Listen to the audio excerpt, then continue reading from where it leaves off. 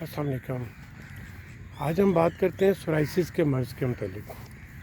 Psoriasis तो एक जल्दी मर्ज़ है जिसमें आपका इम्यून सिस्टम जो है ये उसकी ख़राबी से होता है और ये इसमें इम्यून सिस्टम ओवर एक्टिव हो जाता है, ज़्यादा रिएक्ट करना शुरू कर देता है और ये जेनेटिकल भी होता है और बहुत से फैक्टर्स हैं जो इसको ट्रिगर भी करते हैं।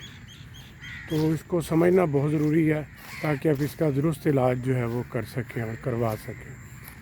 तो इसमें ऐसी मेडिसिन का इस्तेमाल बहुत ज़रूरी है जो आपके सेल डिवीज़न को कंट्रोल करें और इम्यून सिस्टम को जो है, जो ओवर एक्टिव इम्यून सिस्टम है उसको कंट्रोल करें।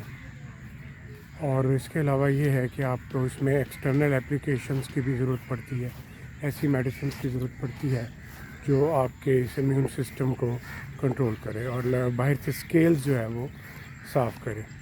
तो इसके अमूमन इसमें सिल्वरी स्केल्स नज़र आते हैं जो कि आपके एल्बोज़ पे, आपके नीज़ पे, सर में, कानों के अंदर और बैक पे और एल्बोज़ जॉइंट्स के ऊपर, हाथों के अंदर, पाम्स में बहुत ज़्यादा कई दफ़ा देखने में आता है। हाथों के और पाँव के थेलियों में भी बहुत ज़्यादा, ये तलवों में होता है। सर में बहुत ज़्यादा स्कैल्प सोराइसिस जिसको कहते हैं वो बहुत कॉमन है। तो इस तरह की इसकी डिफरेंट पार्ट्स ऑफ बॉडी पे इसकी डिफरेंट किस्में हैं और उसके मुताबिक उसको डील करना पड़ता है, उसका इलाज करना पड़ता है। तो ज़रूरी ये है कि आप पहले तो सोराइसिस की, चूँकि इसकी 4-5 किस्में हैं, इसमें प्लाक सोराइसिस भी है, एरिथ्रोडर्मिक सोराइसिस है, गुटेट सोराइसिस है। तो जो भी उसकी किस्में हैं उसके मुताबिक पहले तो उसको डायग्नोस करें, फिर उसकी जो प्रॉपर मेडिकेशन है जो उसके लिए बनाई गई है वो यूज़ करनी चाहिए। और इसमें एक्सटर्नल मेडिसिन की बहुत ज़्यादा अहमियत है क्योंकि जो ऊपर आपके स्केल्स जम जाते हैं स्किन के ऊपर, उनको जब तक आप ऊपर से रिमूव नहीं करेंगे, उनके ऊपर कुछ लगाएंगे नहीं, वो उतरते नहीं हैं। उनको नरम करना बहुत ज़रूरी है, वरना वो आपके जॉइंट्स में पेन का बायस भी बन सकते हैं।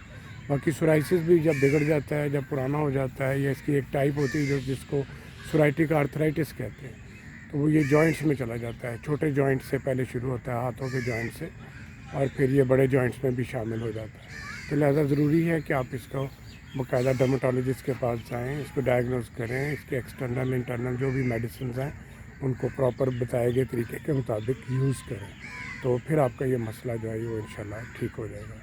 तो अगर इस सिलसिले में आप मुझसे रब्ता करना चाहें तो मेरी वेबसाइट पे या मेरे व्हाट्सएप नंबर पे मुझे मैसेज करें, आपको इसकी डिटेल जो है वो मिल जाएगी। आपका बहुत शुक्रिया।